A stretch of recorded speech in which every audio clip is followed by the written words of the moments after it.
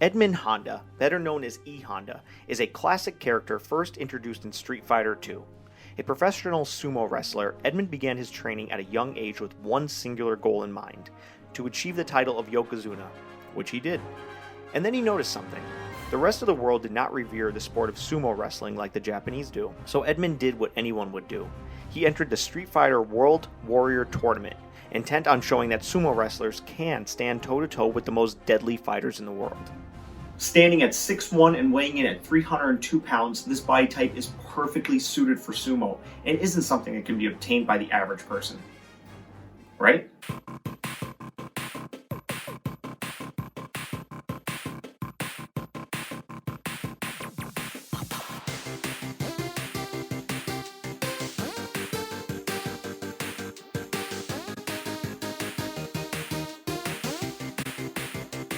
Hello Internet, I'm Dr. of Physical Therapy Dane and today we are going to be discussing the big man, the Yokozuna, the bathhouse brawler, Mr. Edmund Honda. How does a normal person achieve such levels of mass and power? Is it possible? Should we rank him among other athletic individuals like Ryu, Kyle, Ken? Can I sit at home every day, eat McDonald's, and become a sumo champion myself? These are the questions the world wants to know. So let's break it down. Now, before we get started, head down and hit the subscribe button, because right now, I'm just a man wasting his degree. But with enough subscribers, I'm a man wasting his degree with followers. Based off E Honda's strengths and weaknesses in Street Fighter II, if a sumo wrestler was a Sims character you were creating, you would have stacked all the points in power, size, and hair, and left speed and endurance to fend for themselves. And that's his character in Street Fighter. He has massive power, fairly short reach, and is slow. I mean, like, he even defies gravity and jumps slow. Minus the gravity part, that is fairly similar to what the real world is like, and speaks a lot to the limitations of our own bodies. First, let's talk about sumo. Without getting too deep into the rich history and traditions, the basic premise of sumo is that two individuals collide with the intent of pushing the other out of the competition circle, or causing the other to fall. Based off that simple idea, Japan trains its wrestlers into the ideal body type with ideal physical abilities to do this. So, what is the ideal body type for sumo? Basically, you need to be heavy, because heavy is more difficult to move. You need to have balance, because a stable object is harder to topple. And most importantly, you need to be strong, because your opponent is also going to be heavy and stable, and you need to push and topple him. But there are many types of strong, and getting the right muscle in the right areas is important.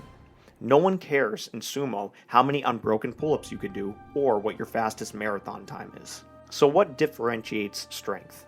Why can someone bench press 500 pounds but would take 20 minutes to run a mile, while a champion marathon runner often can't bench press their own body weight? Strength and endurance all come down to individual muscle fibers. There are two types of muscle fibers, type 1 and type 2, and each have subsets of their own, with their own characteristics. Now pay attention, because there will be a quiz tomorrow. Type 1 is called slow twitch. These muscle fibers have low power, but don't fatigue easily, so they're great for things that require low and slow, like marathon running. They are also found in muscles that need to work all day long, like muscles around your spine that need to hold you upright all day. It would really suck if around noon every day, your back muscles decided they were too tired to continue and you spent the rest of the day slumped over. Now, type 2 are fast twitch and fatigue easily but have quick explosive power. These are muscle fibers that can put out a lot of effort for a very short amount of time.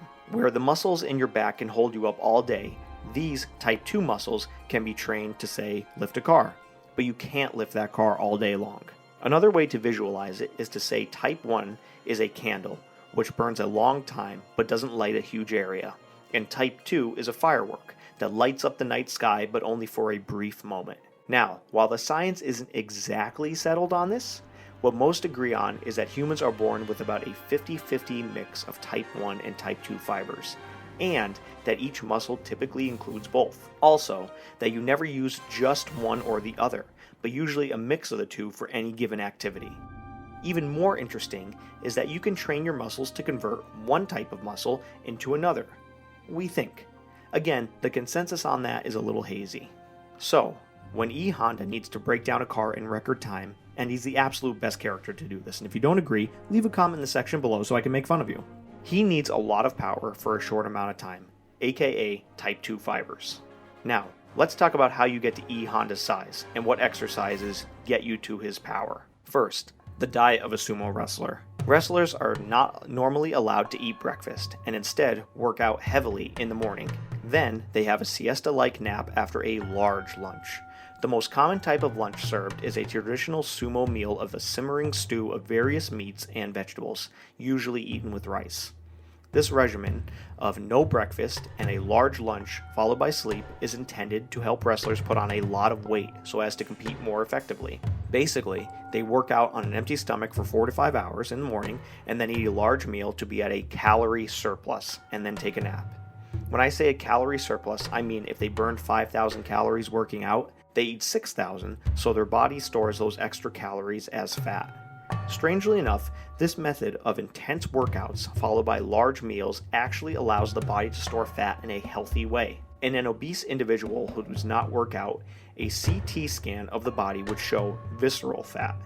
This is fat that is stored within the abdominal cavity near the vital organs, such as the stomach and the liver.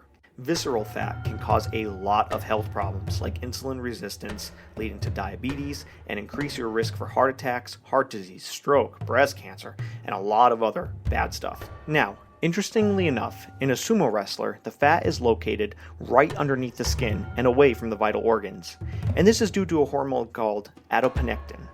Adiponectin guides glucose and fat molecules out of the bloodstream where they would build up as visceral fat and instead puts them directly underneath the skin. Exercise actually increases the levels of adiponectin in the body, so the 4 to 5 hours of daily workout take all the fat that would be dangerous and place it under the skin where the organs can function normally. Think of it this way. Your body is a large grocery store, and the fat is all the extra supplies you have in stock. Normally, the stupid employees would just put the extra supplies in the middle of the aisles, causing havoc for all the shoppers, aka the organs, trying to function in the store. But this new hot shop manager comes along, let's call him adiponectin, and says, hey, why don't we put all the extra supplies along the outer walls of the store until we need them? Now, all the customers can move around normally and the store can function. This is also known as Sam's Club. So, we know how sumo wrestlers get their fat and are still able to be healthy athletes. But how do they get their strength? As mentioned before, these sumo wrestlers need explosive strength and balance. For their stability, sumo wrestlers do a lot of low squat work to build endurance in the legs and stability in this position. For their explosive strength, they push each other around a lot. This is where I said before, they don't have speed in the sense of a 5-minute mile, but they can go from a squat to in your face faster than a charging bull.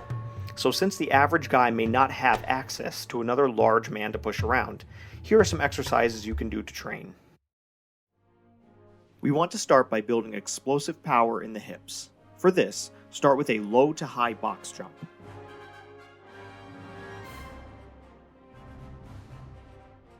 Grab a heavy medicine or D-ball and start working on cleaning the ball over your body, again, focusing on explosive opening or extension of the hip.